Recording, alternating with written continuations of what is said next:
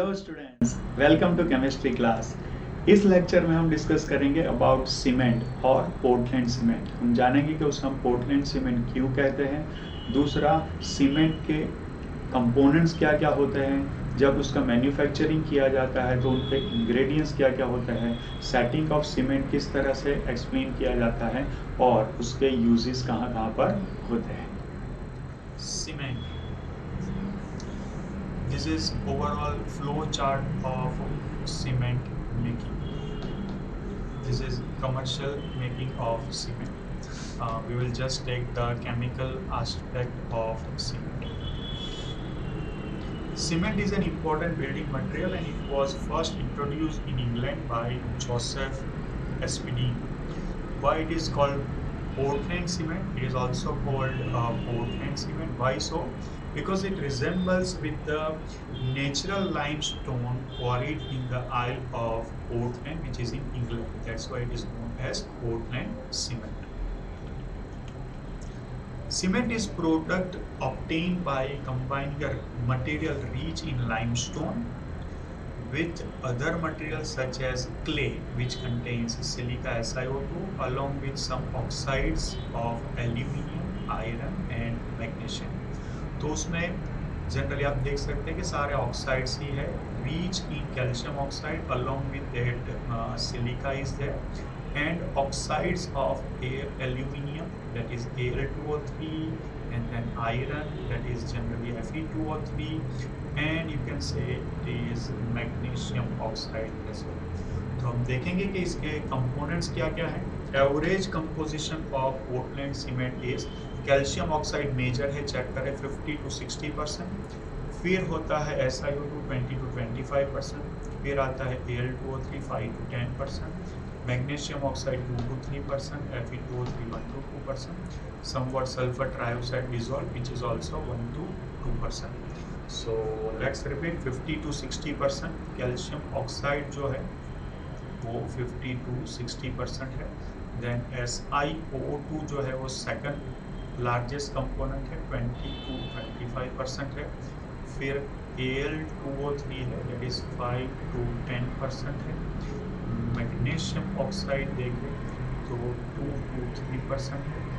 Fe2O3 1 to 2% and sulfur trioxide that is again 1 to 2%. Now this next part is also very important. For a good quality cement, ratio of SiO2 to Al2O3 क्या होना चाहिए?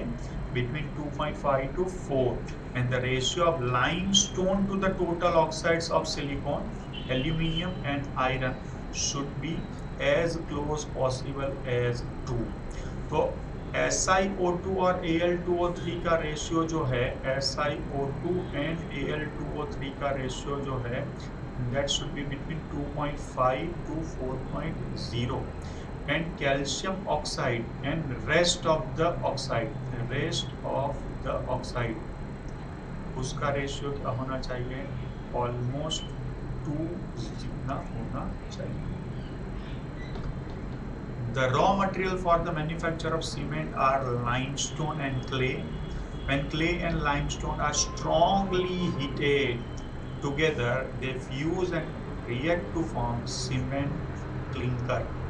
Now this cement clinker is mixed with 2 to 3% by weight of gypsum to form the cement. तो clay है आपके पास and lime है, उसको अगर आप स्ट्रॉन्गली गर्म करेंगे तो सीमेंट क्लिंकर बनेगा. और सीमेंट क्लिंकर के साथ बाई वेट 2 to 3% अगर जिप्सम मिला दिया जाए तो जो बनता है ये है जिप्सम. तो जो बनेगा उसे हम क्या कहेंगे? Cement. Thus the important ingredients present in Portland cement are dicalcium silicate, Ca2 है देख लें 26%, tricalcium silicate that is Ca3SiO5 that is 51%, and tricalcium aluminate that is Ca3Al2O6 that is 11%. And rest of is other ingredients. Now we'll see setting of cement. When mixed with water, the setting of cement takes place to give a hard mass. जिसे हम water के साथ mix करेंगे तो initially एक paste बनेगी, लेकिन धीरे धीरे टाइम पास होने पर वो हार्ड मास में कन्वर्ट हो जाएगा. This is due to the hydration of the molecules of the constituent and their rearrangement. तो हाइड्रेशन होगा, फिर रीअरेंजमेंट होगा. The purpose of adding gypsum is only to slow down the process of setting of the cement so that it gets sufficiently harder.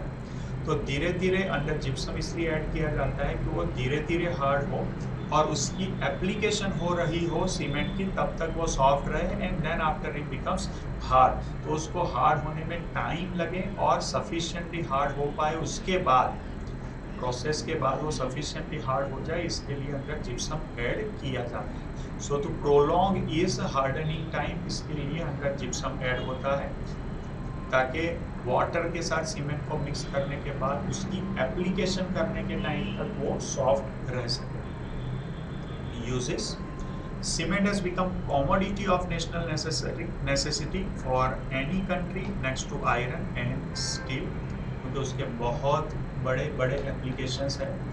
It is used in concrete and reinforced concrete, in plastering, construction of bridges, dams, buildings and whatnot. So this was all about cement. इसकी detail notes बनाए, उसे revise करते रहे, ये video को बार बार देखते रहे. मिलते हैं फिर नेक्स्ट लेक्चर में. Till then keep learning, enjoy chemistry.